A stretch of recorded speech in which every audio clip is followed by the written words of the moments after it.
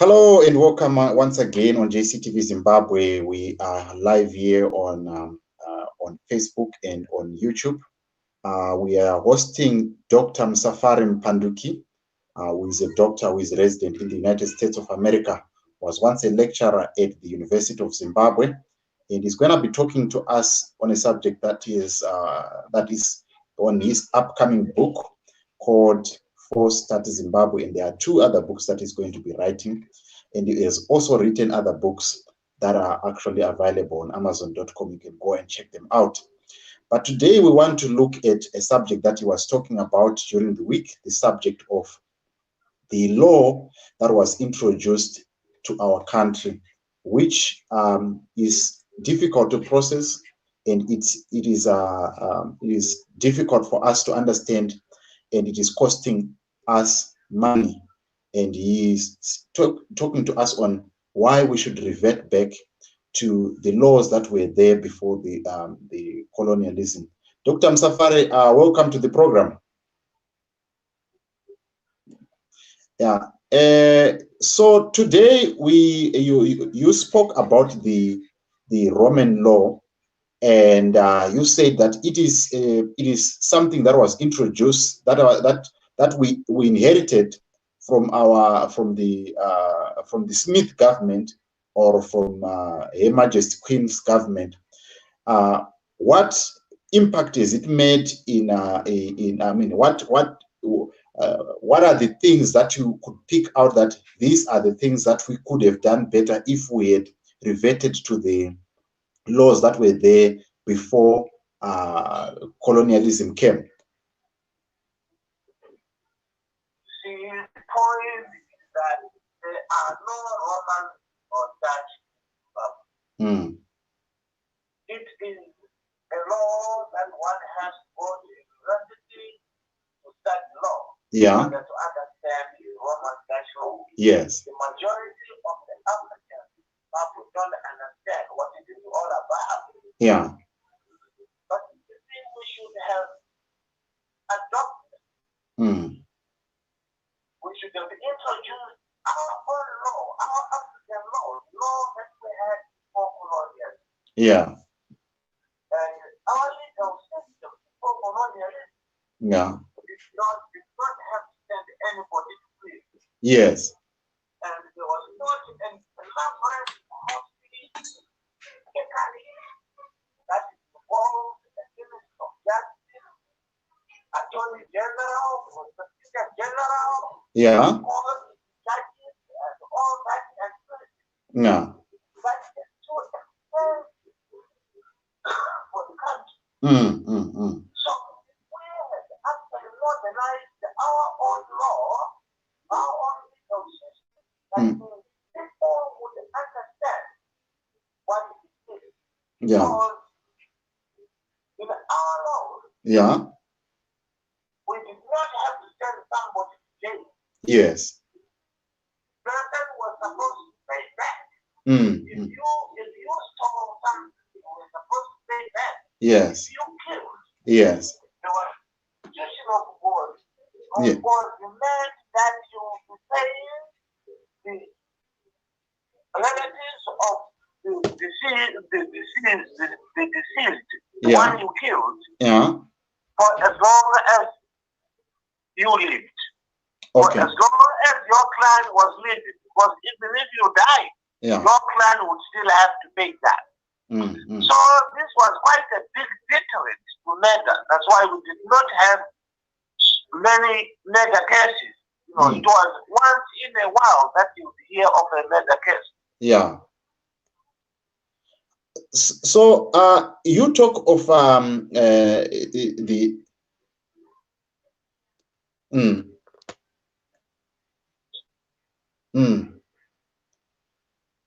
So as we continue, Doctor, there are issues that we find. I spoke to you on that day, and I was saying that you look right now at the problems that we're encountering on the political arena.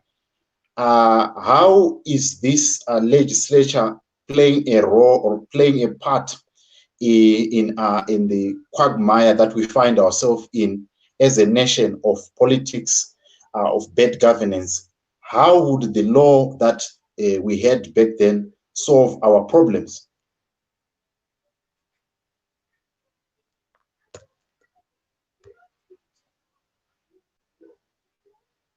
Mm.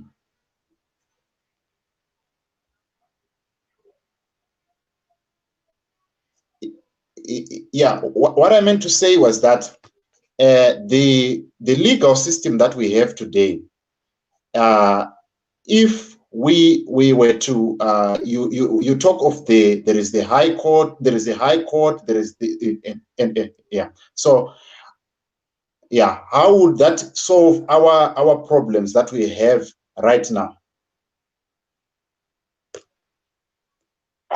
We have corruption, right? That is the biggest problem, actually, that is undermining the economy of the country. And you see, if somebody steals 5 million, yes, and he starts it somewhere, and the person goes through this expensive system of the high court, the lower court, the police, and everybody else who is involved until he's sent to jail. Yes. You know, he's probably sentenced to 5 years or 6 years in jail. Yes. And he does that, he's being fed at the jail, and he is actually getting some education if he is willing to, free of charge. Yeah. No? And when he comes out, he enjoys the 5 million that he has stolen. Yes. So you see, this is quite a big disadvantage to the state. Yes. The government. So this is what I say are the implications of the Roman Dutch law to our system of governance. So in other words, you are saying that if we had introduced our own, we could have saved ourselves a lot of money that we are spending on prisons, the money that we are spending on our judges, the money that we are spending on the prosecutors and the prison guards and everything. We could have been channeling. Where you start from. Where you have a home minister, the deputy minister, the permanent secretary, and then, all the lower rank. And then you go to the prosecutor general, you go to the attorney general, it's a whole lot of systems that if abolished, the government can save quite a lot of money to use for other aspects of development. So we are talking to Dr. Musafare Mupanduki, ladies and gentlemen. We are talking about. Can you speak louder, please? All right. We are talking to Dr. Musafare Mupanduki, ladies and gentlemen, here on JCTV Zimbabwe, and we are touching on the issue of the Roman Dutch law, the impact that it has on our society, and he was pointing out some key issues that the whole Ministry of Justice could be, done away with, and we could have reverted to our own system. I want to come back to you, Doctor, and say we have seen, if you come here in South Africa, you find that there is what they call mob justice, and it is because when they have seen that the police, they are not arresting the criminals that are, probably haunting their society, they revert to mob justice. And this system, people always apply it when they have seen that the justice system have failed. So is it a cry that people are having across Africa to say we had our own justice system that could, solve our issues in a way that would not give us problems? Is this a cry that is that we are finding in the African child, that we want to go back to our own justice system that could serve us very well? Which was Zimbabwe. When I talk of solutions to the problem of corruption. Yeah. I refer to the empowerment of the people. You know, if you let the people deal with corruption, corruption will be gone. Yeah. You know? Yeah. So every crime, you know, you call it mob. It's not mob. This is exactly the way things were before the colonial days. You know, before colonialism. Yeah. We had that kind of justice whereby the people themselves would actually report a case to the chief. So it works. Our system works. It's not expensive at all. You don't need a policeman. The people will do it. And that's it. But one might say that what about are you not creating unemployment in the process when you take out the judges, you take out some lawyers, you take out the attorney general? Are you not creating unemployment in the process? How can a society like ours navigate through that process in order to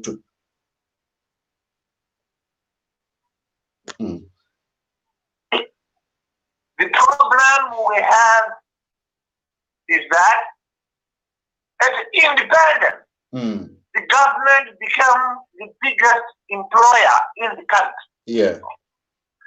You see, it is because our whole system of education, our whole mindset is geared towards being a worker, as if we live to work instead of working to live. So, what I am trying to point out is that if you abolish all these institutions, you have enough resources to say to Zimbabwe, we want you to produce. The resources are available. Whoever can produce anything, the resources are available. Yeah. If you come and say you can manufacture, you can make nails, then go ahead. Yes. You will be given the resources to do that. If we do that, we are creating a nation of employers, a nation of producers, instead of a nation of consumers.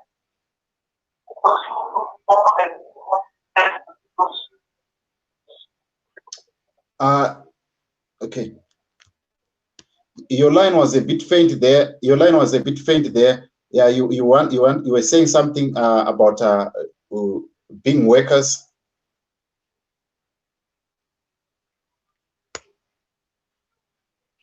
The problem we have is that the government became the biggest employer in 1980. The civil service became so enlarged that they lost workers.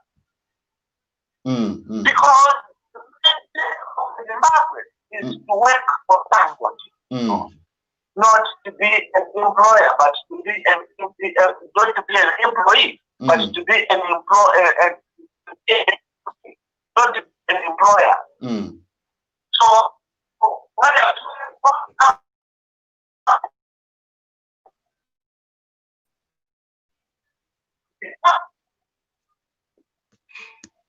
yeah, we are really struggling to hear you, sir. I don't know if it's our network this side, or we'll try to get back you online on a better line.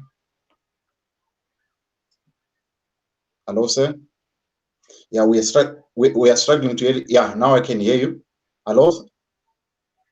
Yes, I can hear you. All right. Yeah. Yeah. Go ahead.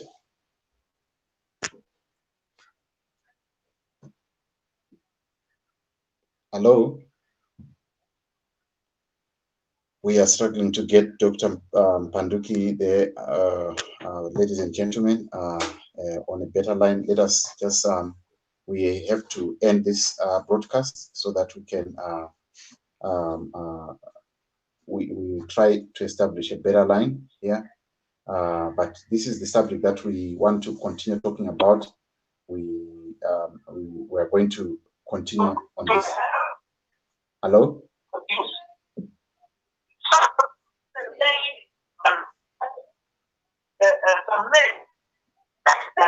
Must have some resources available to do that.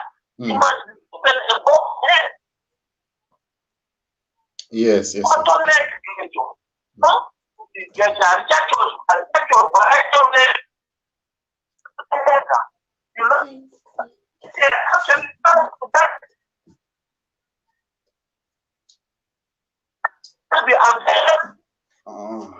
that, the only way you can do it to abolish all these colonial institutions, expensive colonial institutions. You can save a lot of money to urge your people to rise and set with the sun. We can become a nation of producers who consume less and less and produce more and more.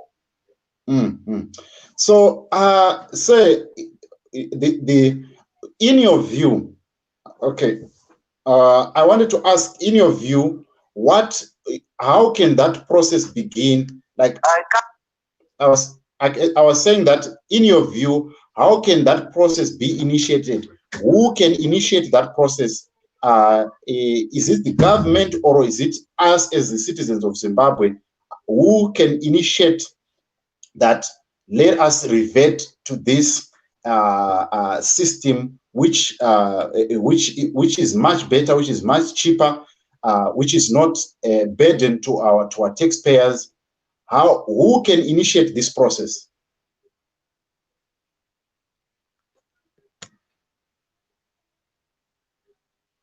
Because this will be a revolution. I have often said that Mr. Emerson Dambudzonangagwa can wake up on the wrong side of the bed and say that I am a war veteran. We did not fight the white men, but we fought to change the system. So I am changing the system. Yes. And he will become a revolutionary, and he will become very much endeared to the people of Zimbabwe. Yes. It needs strong leadership, my brother. That is a big revolution. Yes. And we will be the first in Africa. You know? I know that Swatini, what used to be Swaziland, yes, tries as much as possible to stick to tradition. But they don't do it on a large scale. But if we do it on a large scale in Zimbabwe, we'll be the torchlight for Africa. Everybody will follow suit. So it needs strong leadership to stage that revolution. Yeah. So as we wrap up, say, one might say that you have seen what has happened maybe in Swaziland. People might say that it might create an autocratic leadership whereby somebody does not want to leave power, and they amass this amount of wealth, and they don't want to. They end up, doing things, for their own personal aggrandizement instead for the betterment of the nation. What is your parting shot on that thought? Analyzing the African systems. I mean that the president will not be like what is not elected. No, the president will apply for the job. And the council of elders, which I proposed would be 10 from each region, will go through the application and see who is capable. And that becomes a president, employed president. If you don't do your work properly, then you are chucked out. But you see, the impression that is created by the colonialists is that chieftaincy or kingship is in Africa is autocratic. That is not true, because they also have monarchy. In England they have monarchy. In the Netherlands they have a monarchy. In Denmark they have a monarchy. In Norway they have a monarchy. Yes. So it's just because they didn't want any competition at all. That's why they denigrated our traditional system. A chief was not autocratic in the African sense in Zimbabwe. Yes. Because the council of elders, when the people complain about the chief, then the council of elders will just go and tell the chief that Mizimu Yaramba. It's the same Mizimu Yaramba. You are no longer wanted by the ancestors. That means you are no longer wanted by the people, and you must get out. And he would peacefully pack up his things and go away. Then another person is installed as the chief. That is how the system works. But when the white man comes, they say, oh, this is autocratic. This is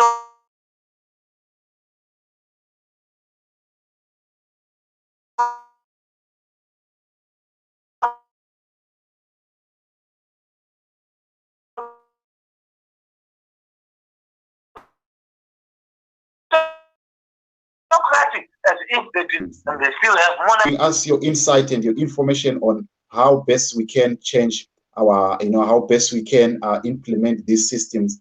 We would like to have you again so that you can, continue tapping into your reservoir of wisdom on this topic. It is really important. Thank you so much for gracing us on this day.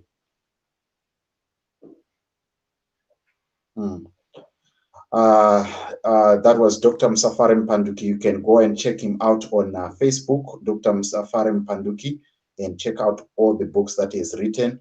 And I've put in all his details so that you can be part of, you can learn from him and you can get some information on how best we can rule in Africa. Those are two books that are available on Amazon.com. Go and check them out. I unfortunately have to end this interview because there is another one coming right now with Pardon Gambakwe. So I'm going to be right at 10 past. That's when we are going to be joining you on Pardon Gambakwe, on Gambakwe Media. So please stay tuned on JCTV Zimbabwe. I'll be back in the next 5 to 10 minutes so that we can discuss on the issue that is happening in Zimbabwe on MDC taking over the Harvest House. Thank you so much for joining me. Please subscribe to JCTV Zimbabwe. I'll see you in the next 10 minutes.